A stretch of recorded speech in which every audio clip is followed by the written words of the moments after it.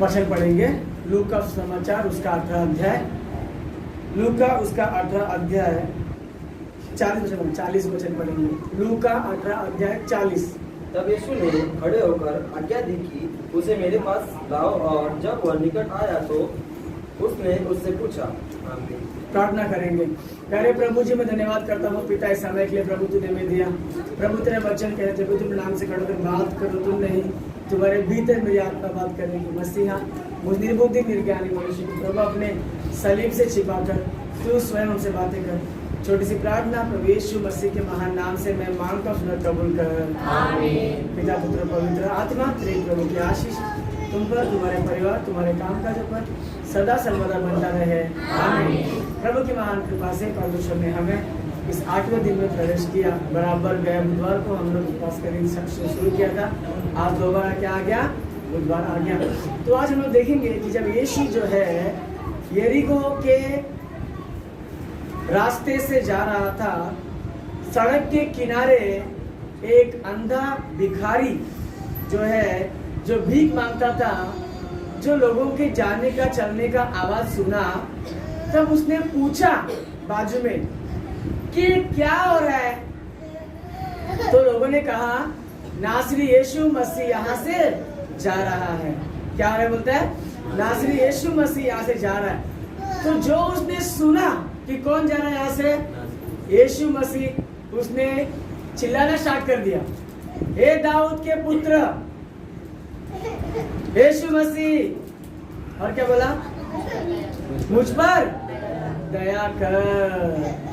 नहीं बोला मुझ पर दया कर। तब उसके लोग आगे आगे जो चल रहे थे, उन लोगों ने उसको चुप कराया। ए चुप, क्या चिल्लाता है इतना? कौन जा रहा है इधर से? यीशु मसीह जा रहा है, चुप कर। चुप कराया उसको। तो वो चुप नहीं बैठा। ऐसा लिखा है उसके बाद, उसको चुप कराने के बाद में ना वो और जोर से चिल्ला रहा था। पढ़ो। जो आगे आगे जा रहे थे, हाँ। वे उसे डांटने लगे, हाँ। कि चुप रहे, परंतु वो और भी चिल्लाने लगा। और भी चिल्लाने लगा। क्या करके? हे दाऊद की संतान, हे दाऊद के संतान, मुझ पर क्या कर? मुझ पर दया कर। उसको लोगों ने बहुत डांटा, चुप कर रे, चुप कर। तो मुंह बंद किया। इतना क्या चिल्लाता है उसका नाम लेके? कौन जा रहा है? ये यीशु मसीह जा रहा है। तो उसने चुप नहीं बैठा, बल्कि और जोर से वो चिल्लाने लगा, दाऊद के संतान, मुझ पर क्या कर? दया कर। उसके बाद उसके और चिल्लाने से, उसके चुप नहीं बैठने से 40वें वचन जो हमने पढ़ा वो अभी पढ़ो कि यीशु ने क्या किया। तब यीशु ने खड़े होकर आज्ञा दी कि बस यीशु क्या हो गया? अभी खड़ा हो गया। उससे पहले यीशु क्या कर रहा था? चल रहा था। यीशु वहां से गुजर रहा था, चल रहा था। उसके पीछे आगे बड़ी भीड़। यीशु है ना, जहां भी चलता ना, उसके आगे पीछे बड़ी भीड़ जाती थी भाई, बहुत बड़ी भीड़। वो भीड़ में ना बहुत सारे अलग अलग सोच के लोग होते थे। कोई चंगाई पाने वाले, कोई यीशु को पसंद करने वाले, और कोई जब यीशु जहाँ भी जाता है उसको खाने पीने को मिल जाता है, तो लोग अपना पेट भरने के लिए भी कोई लोग उसके पीछे चल जाते थे। तो ऐसे बड़ी भीड़ उसके पीछे होती थी। तो वो भीड़ ने उसको चुप कराया। किसको? अंधे भिखारी को चुप कराया। तू भिखारी, चुप बैठ, कितना चिल्लाएगा तू? यीशु जा रहा है, चुप बैठ। जितना उसको चिल्लाने को बोला, जितना उसको चुप बैठने के लिए कहा, उससे अधिक वो चिल्लाने लगा। और उसका चिल्लाना अधिक होने पर अब यीशु जो चल रहा था वो क्या हो गया? खड़ा हो गया, यानी रुक गया, यानी थम गया, यानी उस पर ध्यान दिया। यीशु ने क्या किया? उस पर ध्यान दिया, उसके आवाज पर ध्यान दिया। मुझे यीशु को पता है इधर कौन बैठा है। एक अंधा भिखारी वहां पे बैठा है, लेकिन वो ऐसे ही जा रहा है। जब उसने चिल्लाया तब यीशु मसीह क्या किया? थम गया, रुक गया, डट गया और खड़े हो गया। और उसके चेलों को उसने आज्ञा दिया, जाओ उसको मेरे पास बुलाओ, लेके आओ उसको। अब जो उसको चुप कर रहे थे, अब वही लोगों ने क्या किया, उसको बड़ी इज्जत से, बड़ी तहमीज से उसको आजा आगे आजा, क्यों, तुझे यीशु बुलाया, आजा आगे आजा। यही लोग अभी इसको क्या कर रहे थे, चुप रहे तो। और जब यीशु ने आवाज दिया, जब यीशु का ध्यान उस पर आ गया, जब यीशु ने आज्ञा दिया, तो वही लोगों ने क्या किया, उसको रास्ता देके सबसे आगे यीशु के पास उसको लेकर आया। तब यीशु उसको पूछता है, तू क्या चाहता है कि मैं तेरे साथ करूं? तो अंधा बोलता है, प्रभु मुझे तो क्या दिला दे, आंखें दिला दे प्रभु, मैं अंधा हूँ। तो प्रभु ने उसको आंखें दिलाई और उसने प्रभु का धन्यवाद किया। मुझे बोलना ये है इस कहानी से, उसका जो चिल्लाना है ना, उसकी प्रार्थना है। जब लोगों ने उसकी नहीं सुनी तो भी वो प्रार्थना किया, जब लोगों ने उसको चुप कराया फिर भी वो प्रार्थना किया, फिर भी चिल्लाया वो। अभी इसी अध्याय में, पहले अध्याय में लिखा है, इसी अध्याय में पहले वचन में लिखा है कि एक राजा के पास एक विधवा हमेशा न्याय करने के लिए हर दिन आती थी और राजा उसका न्याय नहीं करता था, फिर भी वो क्या करती थी, हर दिन आती थी। राजा तंग आकर एक दिन उसको बुलाया और उसका न्याय कर दिया। तो प्रभु कहता है, तुम भी जब तक तुम्हारा प्रार्थना पूरा ना हो तब तक तुम क्या करते रहो, विधवा की तरह करते रहो। हम लोग क्या करते पता है क्या आप लोगों को, कुछ बात के लिए ना एक हफ्ता प्रार्थना करते हैं, अगर वो नहीं हुआ ना तो वो छोड़ देते प्रार्थना करना, छोड़ देते। लेकिन प्रभु छोड़ने को नहीं कहे, जब तक पूरा ना हो तुम प्रार्थना करते रहो। जैसा कि मीना बहन अपने पति के लिए प्रार्थना करना चाहिए, वो शायद नया करती थी, बाद में क्या कर दिया रहेगा, छोड़ दिया। हाँ, जब तक जिंदा है या जब तक वो बदलता नहीं, या जब तक हमारी प्रार्थना पूरा नहीं होती है, हमें नहीं हारना चाहिए और हिम्मत भी नहीं खोना चाहिए। हमें प्रार्थना करना ही चाहिए। ऐसा हम लोगों ने किया।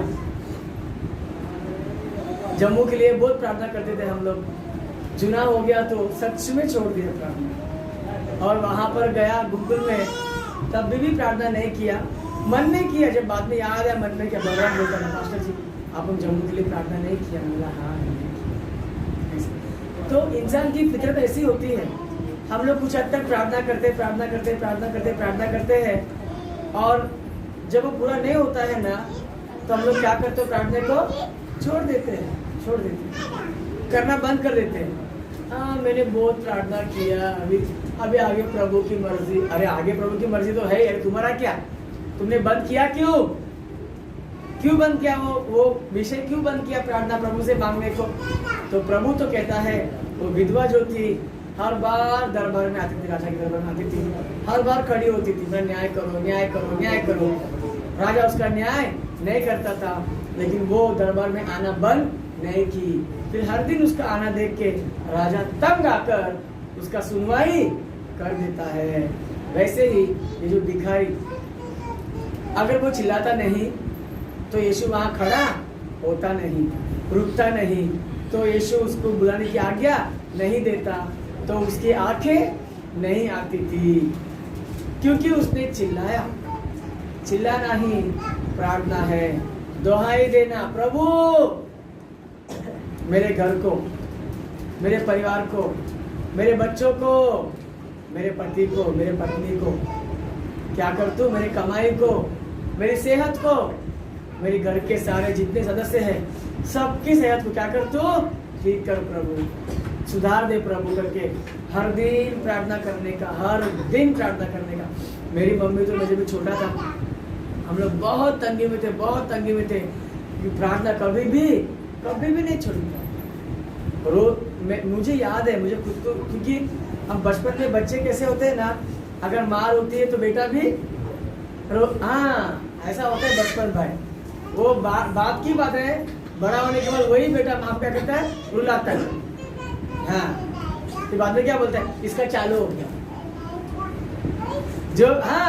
जो बेटा बचपन में क्योंकि माँ रो रही है करके वो भी रोता था बिना घाव लगे, बड़ा होने के बाद जब माँ वही माँ है, बदली नहीं है, वही बेटा है, जब वो रोती है तो बोलते हैं इसका तो बाबा चालू हो गया। तो कौन समझाएगा, और निकल के बाहर निकल। तो ये फितरत है इंसान की दोस्तों। तो ये जो अंधा भिखारी है ये, हाँ तो मैं क्यों बोल रहा था, मैं भी जब भी मेरी माँ रोती थी मैं भी रोया करता था, मुझे याद है। तो इतने तंगी में भी उसने प्रार्थना करना कभी भी नहीं छोड़ा।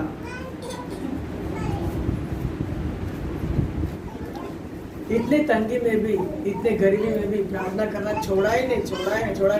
सब कुछ ठीक ठाक हो गया तब जाके वो विषय को छोड़ दिया। अब मेरी मम्मी सच में प्रभु यीशु मसीह के नाम से बहुत गर्व करती है, क्योंकि उनका प्रार्थना सफल है। और लोग बोलते थे भाई तो तुम्हारा बाप पीता है, तू भी क्या करेगा, ऐसा हो जाएगा। लेकिन मेरी माँ लड़ती थी, कहाँ लड़ती थी, प्रार्थना में। प्रभु मेरा परिवार ऐसा ना हो, मेरा एक ही बेटा है ऐसा ना हो। उसका लड़ाई जो प्रार्थना में जैसे चिल्लाता था, प्रभु ए दाऊद के संतान मुझ पर क्या कर, दया कर। उसने आके नहीं मांगा, पहला क्या मांगा, मुझ पर दया कर, मतलब रुक तो जा, पहले क्या कर, रुक तो जा, दया कर मेरे पे। बस उसका चिल्लाना सुन के यीशु ने क्या किया, यीशु है ना तुम में इंटरेस्ट देखता है, इंटरेस्ट, तुम्हारा दिल देखता है कि तुमको कितना चाहत है, तुमको कितना विश्वास है, तुम कितना यीशु पे निर्भर है, तुम कितना यीशु ही पूछता है क्या तुम विश्वास करते हो कि मैं ये काम तेरे लिए कर सकता हूँ। तो बोलता है हाँ मैं विश्वास करता हूँ प्रभु। तब जाके वो क्या करता है, कार्य करता है। तो यीशु तुम जुड़वा बच्चे लोग, तो यीशु तुम्हें ये विश्वास देखना चाहता है कि मेरे बच्चों में मेरे प्रति कितना विश्वास है। अगर मैं 2 दिन नहीं सुनूं प्रार्थना, अगर मैं 2 महीना इनकी तमन्ना पूरी नहीं करूं, तो आगे लोग क्या करेंगे, मुझे छोड़ देंगे। एक बात मैं आप लोगों को पूछता हूँ आज, यीशु मसीह अपने घर के पति से बढ़ के नहीं है। मुझे एक बात बोलो बहन लोग, अपने घर में जो पति है उससे बढ़ के यीशु मसीह नहीं है क्या, है ना। तो तुम्हारा पति तुम लोगों को कितना मारता है, पी के गाली गलौज करता है, थप्पड़ मारता है, हाँ, औरों के सामने भी इज्जत निकाल देता है, बाजू वाले के सामने, इसके सामने, तुम्हारे मायके वालों के सामने, तुम्हारे भाई बंधु के सामने, गाँव वालों के सामने, पूरा इज्जत करते हुए क्या होता है, फिर भी अपन क्या करते, तुम लोग क्या करते हैं,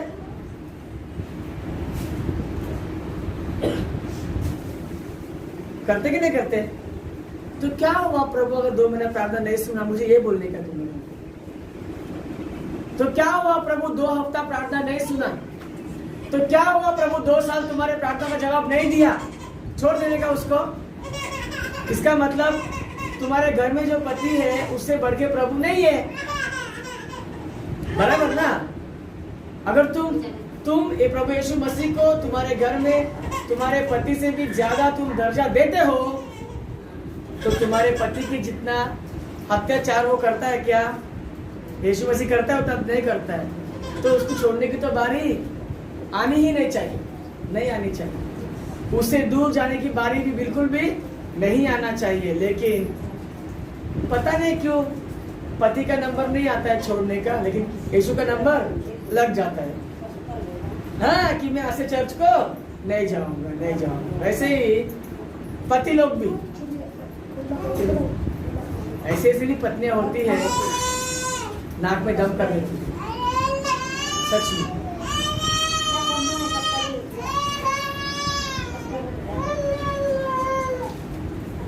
इतना नाक में दम कर देती है, ऐसे लगता है कि ना इसको अभी इससे बात ही नहीं करना चाहिए। सोच लेते हैं कि अभी इससे बात कभी नहीं करनी, हट, छोड़ जाने दे।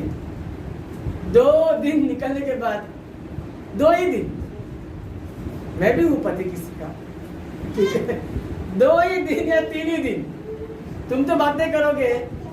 जब तुम्हारी पत्नी बात करेगी अच्छे मन से, तभी तो फिसल ही जाता है, फिसल ही जाता है। हाँ, तो मैं बात करना नहीं चाहा, वही आके बात की, तो क्या कर लिया बात। तो क्या यीशु मसीह तुम्हारे पत्नी से बढ़ के नहीं है क्या? तुम्हारे बच्चे जिनको देख के तुम जिंदगी गुजार रहे हो, कमाई कर रहे हो, पसीना बहा रहे हो, भूखा रहा फिर भी काम पर जाना है, किसके लिए? अभी बच्चों के लिए, बराबर ना? इसके बच्चे हो गए, अब बच्चों को देख के जीने का मन करता है, मेरे बच्चे, मेरे बच्चे, मेरे बच्चे, मेरे बच्चे। उसको कपड़े लेके आने का, उसको खिलौना चाहिए, उसको ये चाहिए, उसको वो चाहिए। पसीना कौन बहा रहा है? पिता। पिता कमा के बस कोई एक बच्चों पे कंट्रोल हो।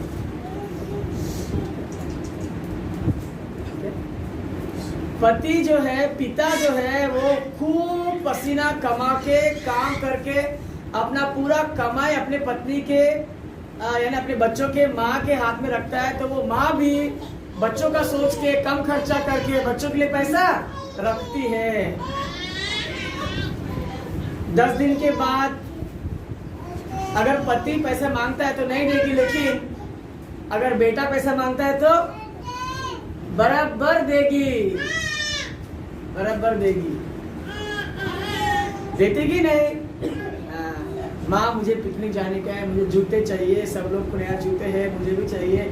नहीं है, नहीं है, नहीं है, नहीं है, नहीं है, 12 घंटा नहीं है बोलेगी, लेकिन 13वें घंटे में बराबर कहाँ पैसे निकाल के दे ही देगी। तो उससे बढ़ के प्रभु नहीं है क्या? तुम जिस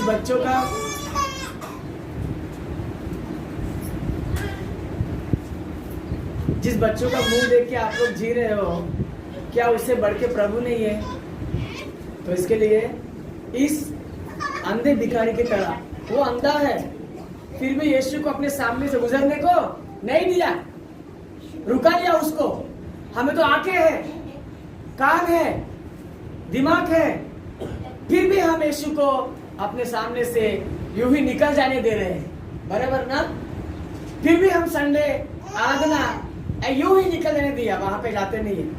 फिर भी हम सोमवार संडे की सभा अपने जीते जी अपने आँख के सामने से यूं ही निकल जाने देते हैं, मगर चर्च को नहीं आते हैं। अपने आंखें, कान, मुंह, दिमाग, कमाई, जवानी, सेहत होने के बाद भी शुक्रवार उपवास की सभा बिना उपवास का यूं ही निकल जाने को देते हैं। तो क्या प्रभु बढ़ के नहीं है तुम्हारे? मतलब ऐसा मत करो। इस अंधे भिखारी को बिल्कुल भी आंखें नहीं थी, फिर भी उसने प्रभु को जाने को नहीं दिया। अगर आंखें होते तो माशाअल्लाह वो क्या कर लेता जिंदगी में, है कि नहीं? आंखें नहीं है तो इतना जिद उसको, फिर भी तो हमारी आंखें हैं, हमें पढ़ाई है, हम पढ़ सकते हैं, हम लिख सकते हैं, हम सोच सकते हैं, तो क्यों नहीं पढ़ते हम लोग बाइबल? क्यों नहीं हम लोग प्रभु के बारे में जानते हैं? क्यों नहीं हम लोग प्रभु खोजते कि प्रभु कैसे सुनेगा मेरी आवाज? इसने तो खोज लगा दिया, प्रभु को रुका लिया। रुकाया कि नहीं? मैं अलग से कुछ नहीं बोल रहा हूं। उसने, उस अंधे ने प्रभु को रुकाया नहीं रुकाया? रुकाया। तो हम बाइबल पढ़ के प्रभु को, याकूब भी है, एक दिन रात को अपना घर छोड़ के वो भाग जा रहा था, ठीक है? तो एक जगह रात को उसने एक पत्थर को सिरहाना बना के सो गया और उसको प्रभु दर्शन दिया सपने में। बड़ी लंबी सीढ़ी, उसका एक कोना आसमान में है और एक कोना धरती पर है, और आसमान से स्वर्गदूत उतर रहे चढ़ रहे, उतर रहे चढ़ रहे। सपने से जाग गया, डर गया, बोलता है ये जगह बहुत भयानक है, इधर प्रभु है करके उस पत्थर पे तेल डाला, वहां वेदी बनाई और वहां प्रार्थना करना चालू किया। और प्रभु वहां पे था, प्रभु को पकड़ लिया कस के। प्रभु बोलता है अरे मुझे छोड़, घोर होने को आया, मेरे को जाने क्या? बोलते मैं नहीं छोड़ूंगा तेरे, मैं तेरे को नहीं छोड़ूंगा, जब तक तू मुझे आशीर्वाद नहीं देगा मैं तेरे को छोड़ूंगा ही नहीं। आखिर में प्रभु उसको आशीष दिया, इधर जान पे मारता है उसको, छोड़ मेरे को जाने दे, नहीं छोड़ूंगा मैं तेरे को, छोड़ूंगा ही नहीं। ऐसा हम कभी पकड़ेंगे प्रभु को? हम बाइबल ही पकड़ते नहीं है तो प्रभु को खाक पकड़ेंगे? जो आंखों को दिखाई पड़ रहा है बाइबल उसको ही नहीं पकड़ते हैं, तो जो नहीं दिखाई पड़ने वाला को कैसे पकड़ेंगे? उसको पकड़ने का चाबी इसके अंदर है, कैसे पकड़े? पहला पढ़ना चालू करो, जानना चालू करो प्रभु कहाँ रुक जाता है, प्रभु को क्या पसंद है। हम किससे प्यार करते हैं तो उसका मन पसंद खाना घर में बनता है। कोई मेहमान आता है बराबर, तो उसके हिसाब से ही खाना बनता है। वैसे ही अगर हम प्रभु को प्यार करते हैं तो प्रभु को पसंद क्या है ये जानकर उसके पसंद के हिसाब से जिंदगी बिताना है।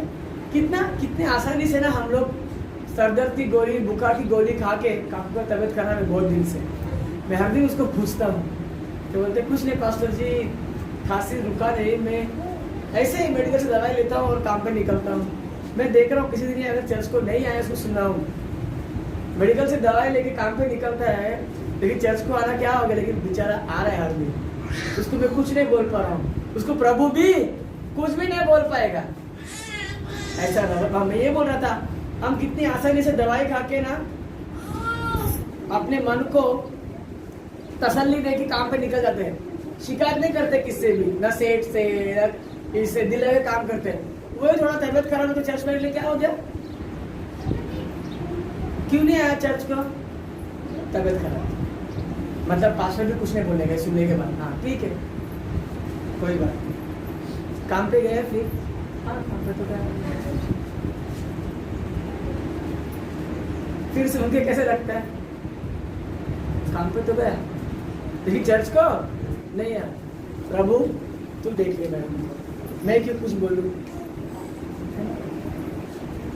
मैं कुछ नहीं बोलता, प्रभु को ही बोलने दो। मैं बोलता हूँ प्रभु उनको ज्ञान दो, उनको क्या दो। अगर बोलता था कौन जा रहा है, इतना आवाज आ रहा है, यीशु जा रहा है, भीड़ बहुत है, अपना कपड़ा पसार के, हाँ चलो ज्यादा भीख मिलेगा आज, भीड़ बहुत है, गर्मी बहुत है ना, दे भाई, ऐसा नहीं किया वो, ऐसा किया वो नहीं किया, नहीं किया, बिल्कुल भी नहीं किया। भीड़ बहुत है सुन के उसने भीख नहीं चाहा, उसने यीशु को चाहा।